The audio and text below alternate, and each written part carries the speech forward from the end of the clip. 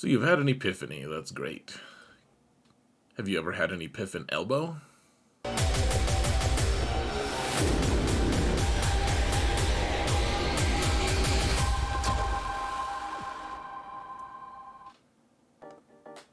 Hello everyone, and welcome to another episode of Xaereth Prevails, a Grand Arena story. We're in the final week of 5v5, and it's starting to heat up, guys. I went from 3v3, where I was playing heavily efficiency play, to trying to do that in 5s, and having, mixed results, probably. I think I went 3-3 in the top 50, so that's not bad. Staying in the top 50, staying alive, as the song goes. However, I decided...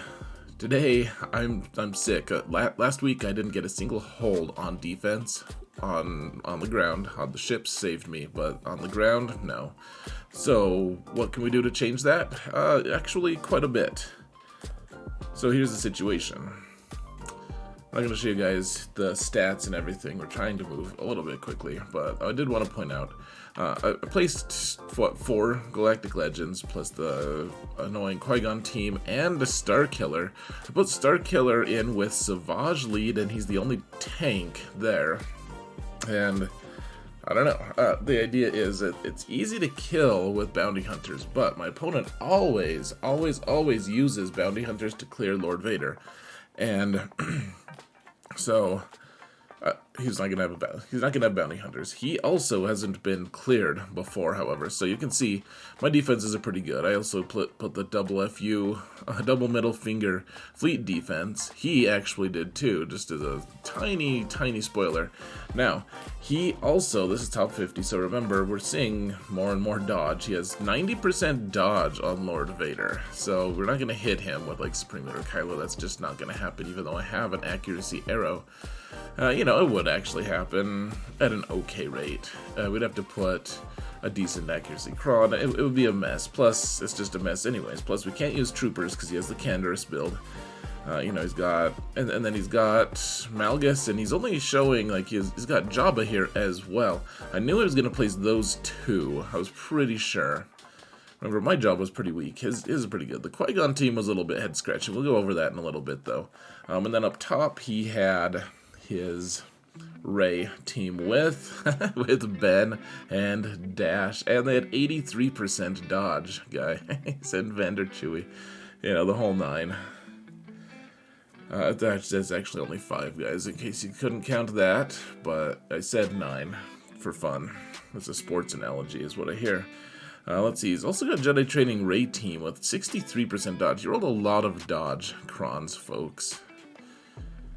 Before we jump into the fighting, you can see how I bypass all of this dodge, or at least approach it. If I don't, I'm trying to dodge the dodge, but before we do that, please like, subscribe, comment. Please help me mount the algorithm. Help me help you to mount it, guys. It's fun. It's good times. It's healthy. Doctors say that you should do it as often as is plausible. I don't actually know if some doctors probably say that. Anyways, folks, let's get to the actual fighting, shall we? Let's do it. Let's go. It's time to go. Very good. Here we are. So, here's the epiphany that I had, folks. I was keeping so much on offense because I wanted to one-shot Lord Vader. What I decided was I could put a lot of really annoying teams on defense if I just decided to two-shot him. If we use Sith Eternal with his fast ultimate and just clear the sides, then we can just kill Lord Vader, no problem, with Bounty Hunters, and even have a Beskar Mando team available for later.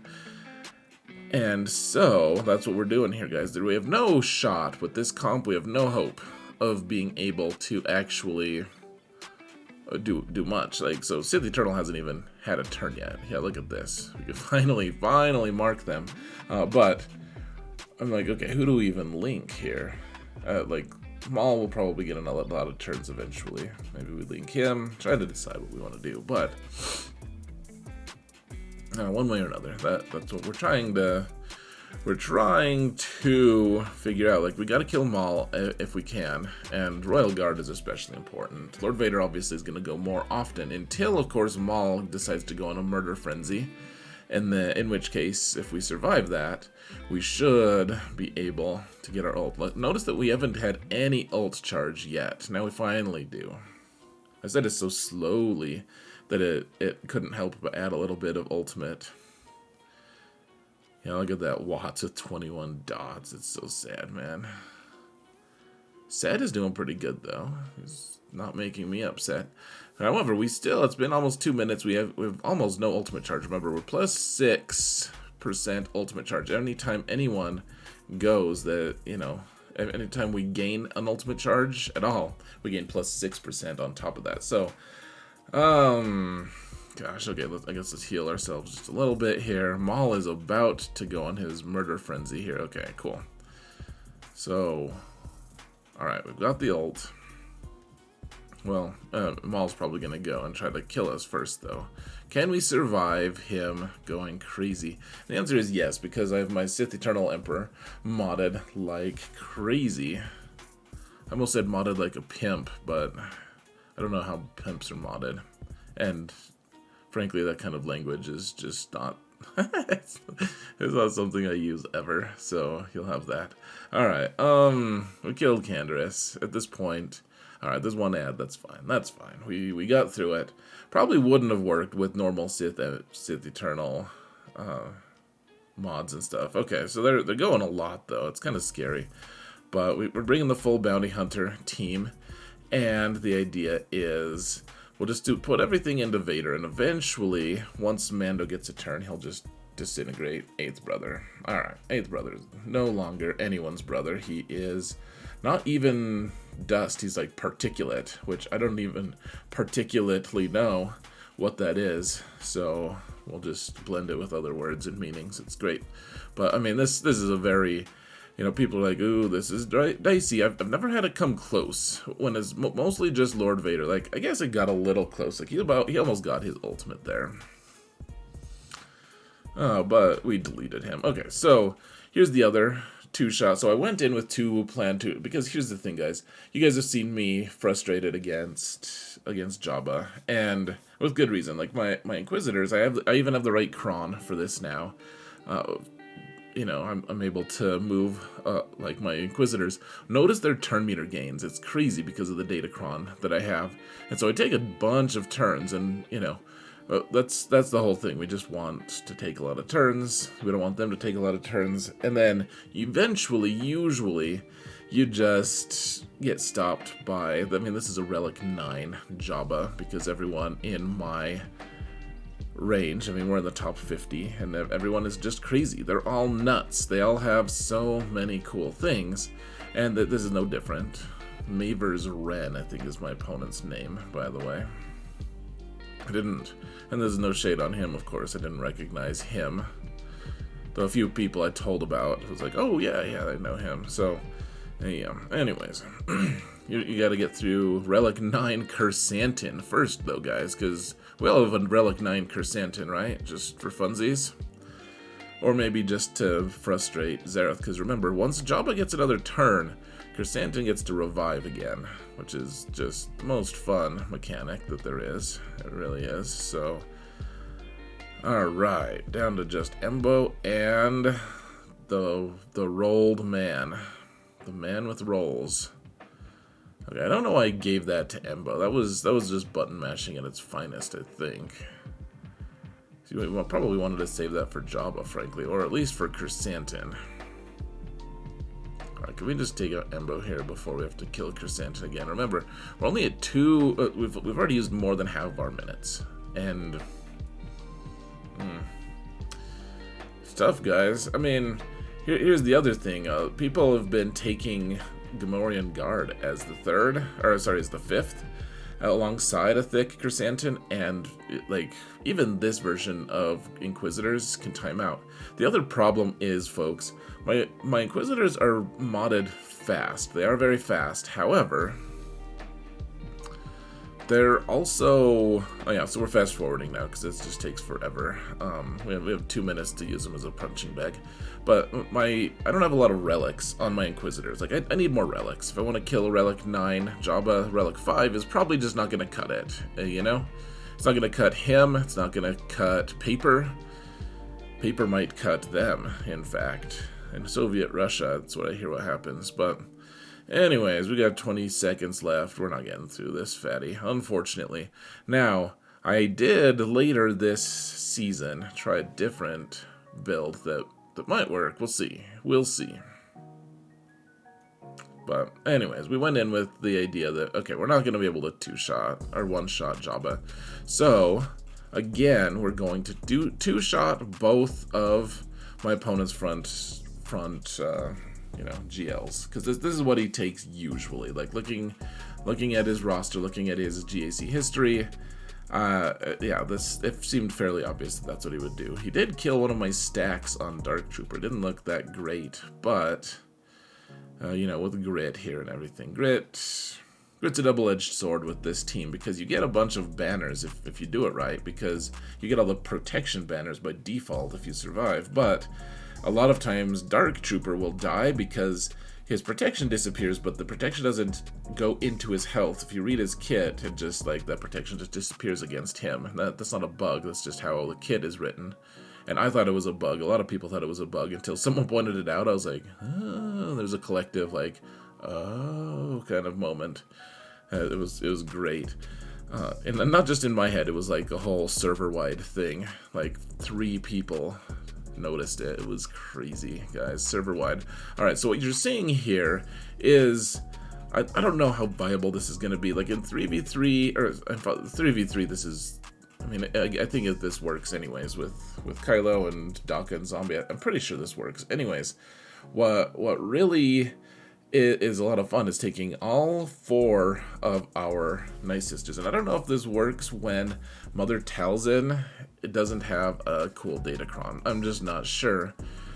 However, we do have the Omicron on Asajj. And note, look at Asajj and Daka's protection. Look at how it's like almost non-existent, and that's because we're able to, like, we're just shrinking it because of the Asajj Omicron.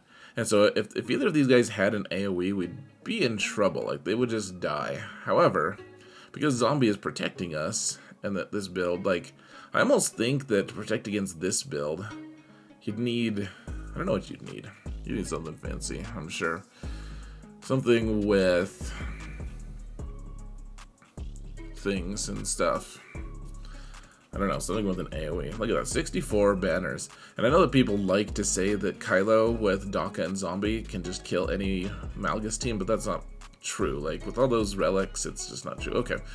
Yeah, not at my level. So this is the thing that was bizarre. I was like, man, they're faster than my...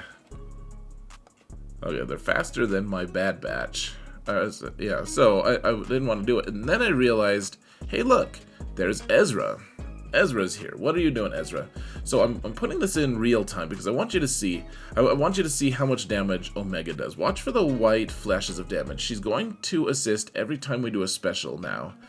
And it's not like a huge amount, but because, like, combined with the true damage from having the shield, having defense up from Wrecker under Hunter's lead, and from Tech's ability to have them just, like, shrink their, you know, do damage to all of them. Watch how fast all of them melt, folks. And this is the kind of damage Omega does. People have been deriding Omega again lately for some reason. And I'm not saying she's, like, the most amazing ever. Okay, so she did 5,000 damage to all of them. I mean, that's fine. Okay, it's starting to be a little bit more, though. Let's see if I can get a pause here. Okay, another 5,000. Another 7,000. Oh, yeah, I don't think she crits here. Yeah, well... I think there was something in the double digits at some point. Anyways, we got 65. The point is, she's the one who's consistently doing all that damage to everyone as an AoE. Anyways, we melt that Qui-Gon team because Ezra was there, and because Ezra was there, he's not Galactic Republic, and therefore Kiedi Mundi and his plus 30 speed did not apply. Not to mention all the extra damage that Anakin could do if he actually got out. It was a very strange choice. Now in the back, he had what I expected, not much. Now remember, my opponent hasn't been cleared yet this season. He's 5-1 going into it, so he's got a lot of the momentum. but I thought maybe we could manage it. However, there is that crazy Rey team with Dash and Ben, and so we're gonna try science here, guys. I had no documentation on if this could work, if it would work. Now, look at this, folks. Dash at Relic 9, Vander's here. Look at this. We get kind of lucky. Dash did not go into damage immunity, so I was just able to snipe him out before he even got to damage immunity. So I don't know. There's a few different things that happened here. First off, Vander Chewie did not start with protection because it's not Dash lead, so he didn't start with protection. Let's see if we can just snipe out L3. Perfect. Okay. Okay, and okay, I know that I said I got lucky, but I will say, yeah, yes, there's RNG involved for sure. You know, I won't deny that. However, I will say that I don't think that what happened was necessarily just pure crazy dumb RNG. Okay, we need to hit her and get her stacks of whatever it's called. I wanted to say insight, but I have no insight onto what it's actually called. The thing that I should know the name of by now, which I do, and I just don't remember for some reason. You guys will tell me in the comments, and I'll be like, yep, I realized that about 3 seconds after I made the video. Okay, anyways, she does her ult. We need to get, and I was kind of fuzzy on the which one we're supposed to kill first. We have to kill, we can't kill Ben until Rey is at 50% or less. All right. But I thought maybe we were supposed to kill Rey first. I wasn't sure. Well, I just didn't remember. So I didn't remember. Alright, so she's in the top.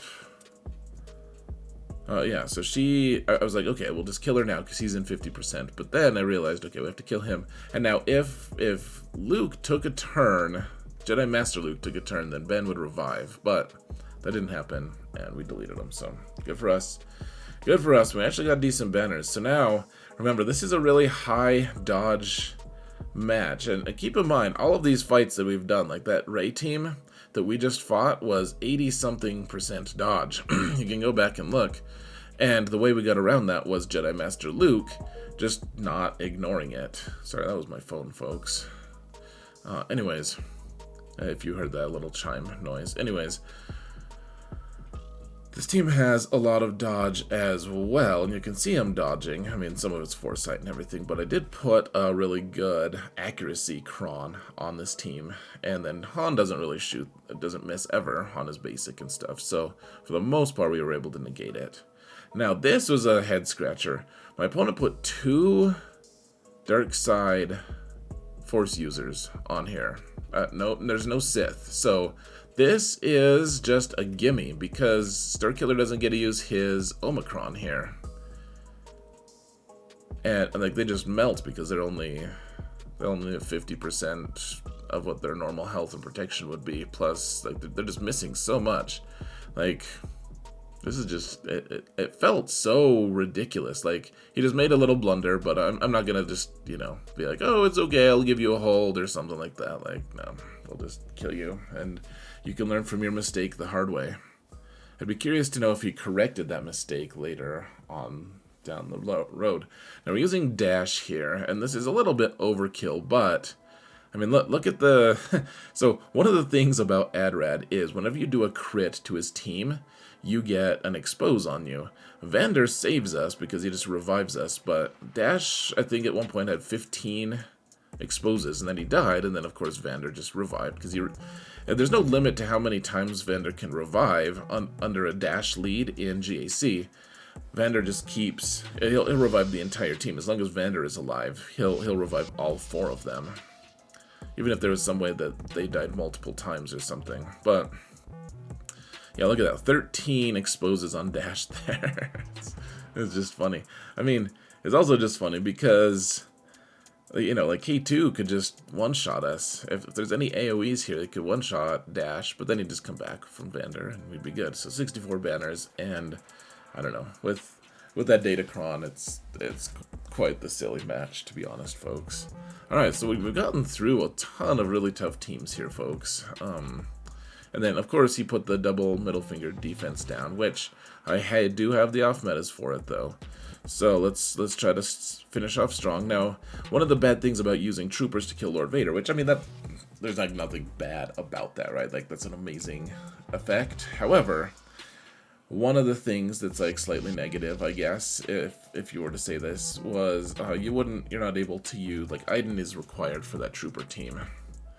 However, let's just delete Kara. There we go. Note that he's got all the crazy relic levels, like relic 8 on Kyle, all of that. But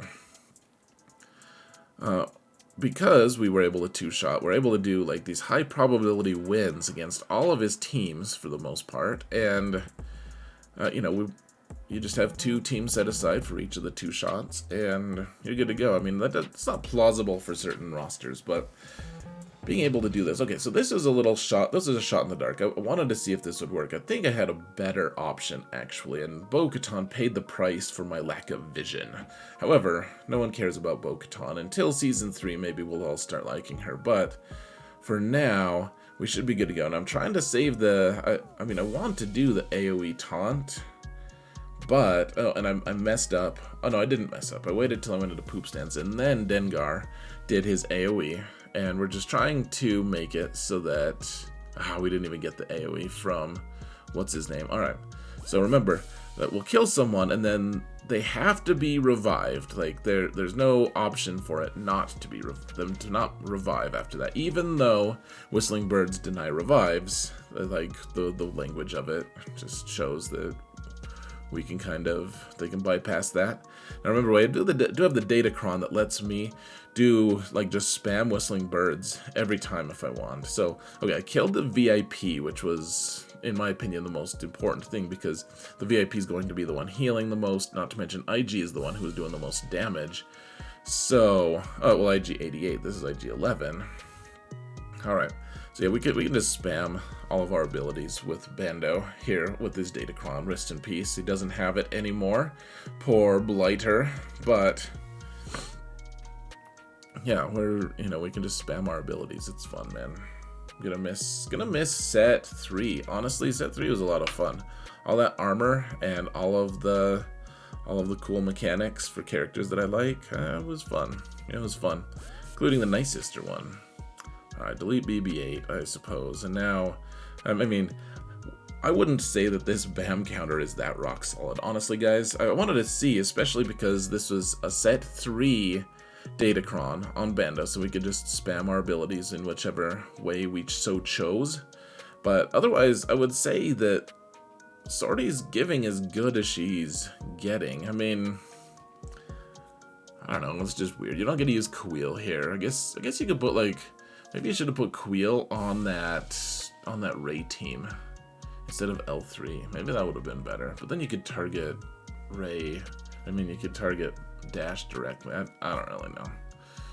One way or another, I do know that spamming Whistling Birds is pretty fun. And we only have a minute left, guys. So it's kind of, I don't know. I wouldn't say I'm panicking exactly, but man, you can't even kill T3. What's wrong with you, man? Let's just spam Whistling Birds. Oh, there we go. T3 exploded. Probably died of sadness, which is wonderful. Makes me not explode with sadness.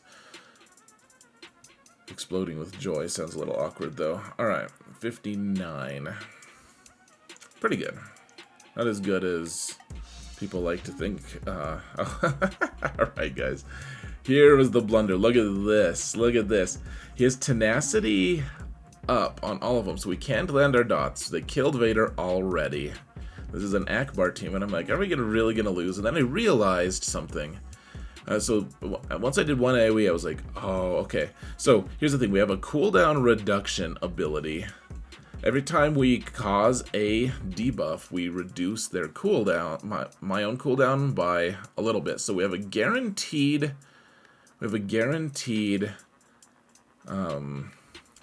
debuff, guaranteed ability, whatever it is, basic, that gives ability block to people. And so, even though it's dicey, like, they're hitting me back because they'll have retribution and everything. I was like, you know what, we might just take a few of them with us, and we can still reset our Merciless Massacre. Alright, and we tried to reset, gosh, I almost said our daughter's life. That's so dark, which is fair for Dark Vader. But yeah, like we're doing a lot of damage, but we can't land our debuffs there. I did the AoE just so I could make sure I killed R2. R as well. And alright, we got Ackbar down. And I mean, look at this. I mean, Relic 7 on Baze, Relic 7 on Xaereth. But now that it's down to just these guys, we might be able to Vader versus Baze. If the thing Vader's probably safe.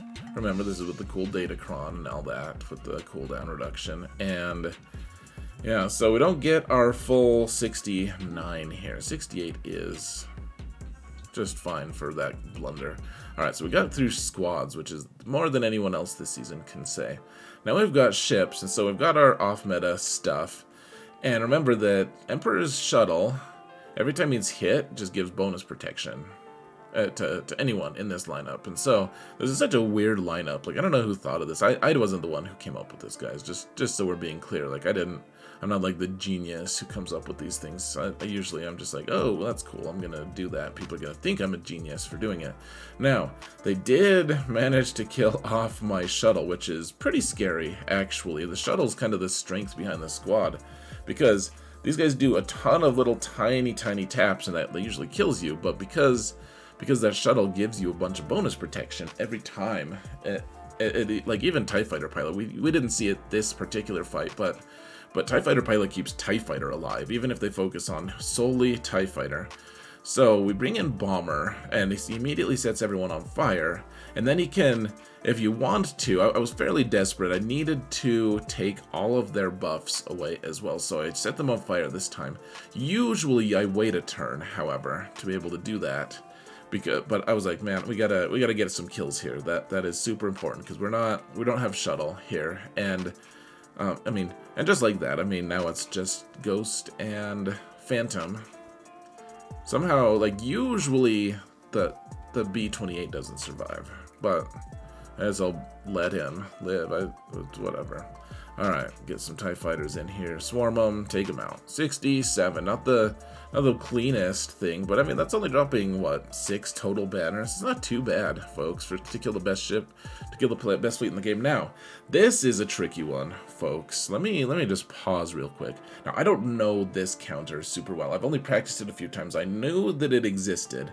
I've seen one video of a person who played it really poorly, but the idea is you have to get Plo to Relic 7, and actually you want to get him to 8, because if someone gets an IG-88 who is Relic 9 with full 60 mods, then that IG-88 is going to go at the same time as Plo and potentially mess everything up. However, Plo he's apparently just, his ship is super fast at Relic 7 with all 60 mods, and so he goes and assigns the taunt to Clone Sergeant, and these guys can normally ignore the taunt of the tanks that they face because the tanks don't have pilots. The Clone Sergeant ship does obviously have a pilot, and he's not something they can ignore, not to mention he's thicker than any of the other Galactic Republic tanks in reality, so you kind of have a pre-taunt here because Plo assigns that taunt. Now, they can shoot through Clone Sergeant eventually, but he's got crit immunity, he's got all sorts of stuff. Remember, this comp only works against Executor with the triple attackers to start. And now, my ignorance of this is just pretty vast, guys. I don't know this counter very well. And Clone Sergeant died. He's only Relic 5, and you know, it happens apparently. So, okay, let's try to delete Xanadu Blood if we can. Okay, cool. And so I don't know if I'm playing this well, if I'm playing it poorly. I'm just not sure, frankly, guys. Yeah, okay, let's get rid of the chaff and whatever on him. Okay, keep Anakin alive as long as we can. Okay, no immunity, buff immunity. That's too bad. Anakin at some point has acquired a mark, which isn't wonderful. I guess let's get our other functional tank in. And probably, because this guy had such high level characters and ships and everything, probably I just can't expect my Relic 5 TIE Fighter, or it's not even a TIE Fighter, the Clone Sergeant, to actually survive the nonsense. So, you know, it's probably just a realism thing of, well, and did you note, Y-Wing there just totally ignored. They ignored Y-Wing because Y-Wing is a pilotless ship, and, you know, that's how it goes. Okay, let's take out Slave 1 here. We can do the AoE and take him out. And then they only have one ship left, at least. But yeah, I mean, like, maybe I need to get more relics on my Clone Sergeant. Maybe with all of their relics, it's just inevitable. Even a Relic 9 Clone Sergeant, God help us, would just melt. I don't really know. I do know that I could have played this probably better. And that I'm just... I don't know. We still had a pretty good result. Like, this is clean upable, right? Like, we can clean this up pretty easily with the fleets that we have available. Like, we have Finalizer, we have Malevolence, we can do it. Okay, and what I did here, we timed out because they did their AoE from Executor, and they did the taunt on Home 1. Those are the two things we really, really want to avoid. And so, yeah, we have Malevolence here. And we have, you know, they've already missed all of their best moves, so to speak. Though actually, yeah, Houndstooth could taunt here if he didn't have ability block right now. And now they do kind of he has a taunt right now. It's actually fairly nerve-wracking. I was feeling somewhat pessimistic. But we can at least target one of these guys, so we can take out Scimitar. Okay. Alright. Come on now, let me target Razor Crest, a-hole. Alright, so he's gonna taunt. That's not great for us, actually. For the Malevolence fleet, it's really difficult to bypass that taunt once it's on there. We had to spend all of our energy trying to kill that stupid Scimitar. But, okay, we got the stun here.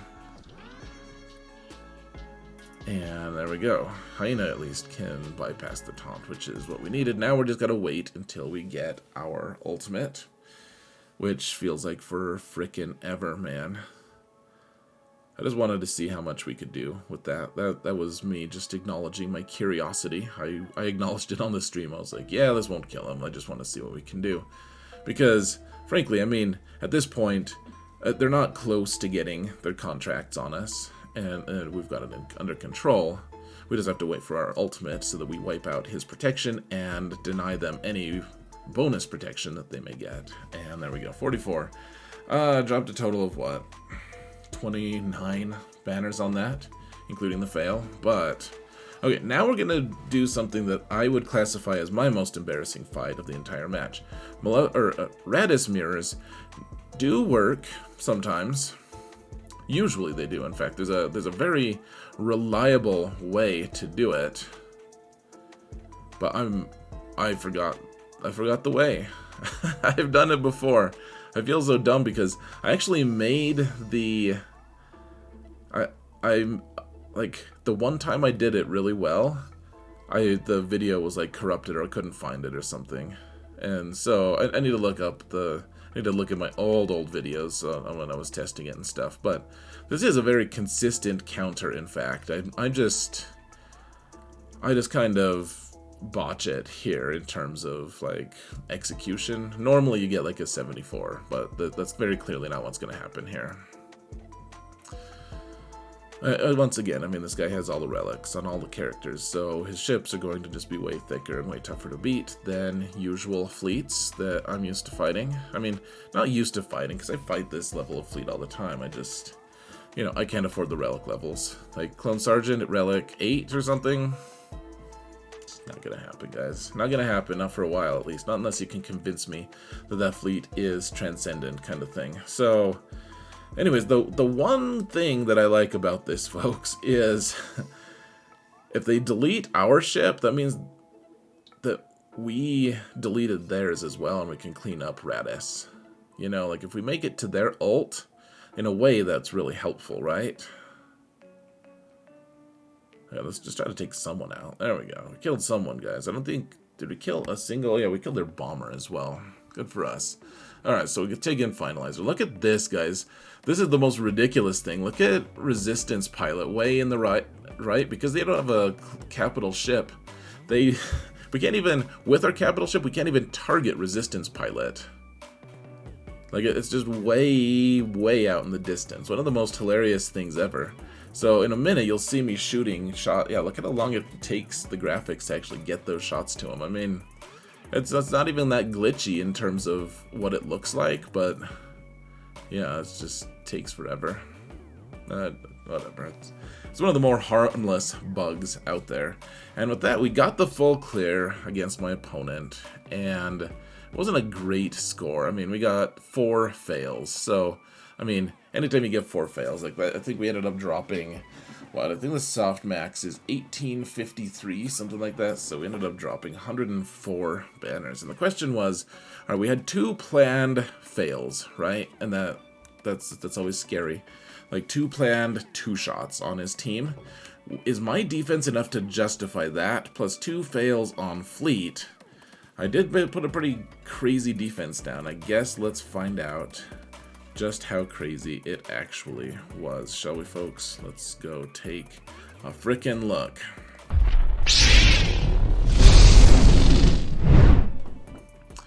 Okay, so he started by failing once on the Rey team with Ben, and failed 3 times on Lord Vader, though he did end up, clearing both of them. And then up top, he failed once on Jabba, and he did a good Jabba. And then General Skywalker also got a hold, so it's kind of hurting a little bit. And then in ships, he did fail twice on Executor, so he failed twice in ships as well, though it was on the same fleet. He did get the full clear, however, because he knows his off-metas as well, because he's not a dullard. Then in the back, the money here, guys, the money shot is, yeah, so we didn't even try against Malgus. He tried a couple times against the Savage lead Starkiller squad. And note that I didn't put any tanks in there because I wanted them all to shoot Savage. You don't want to give them an excuse to be able to shoot like a crew or someone so the Jedi, I just put Ayla. I was like, maybe she'll stun someone. Who freaking knows? I mean, she actually calls people to assist anyways, even if they're not Jedi, I think. I could be wrong. But then the EP Mara team with TIE Fighter pilot also got 2 holds before succumbing.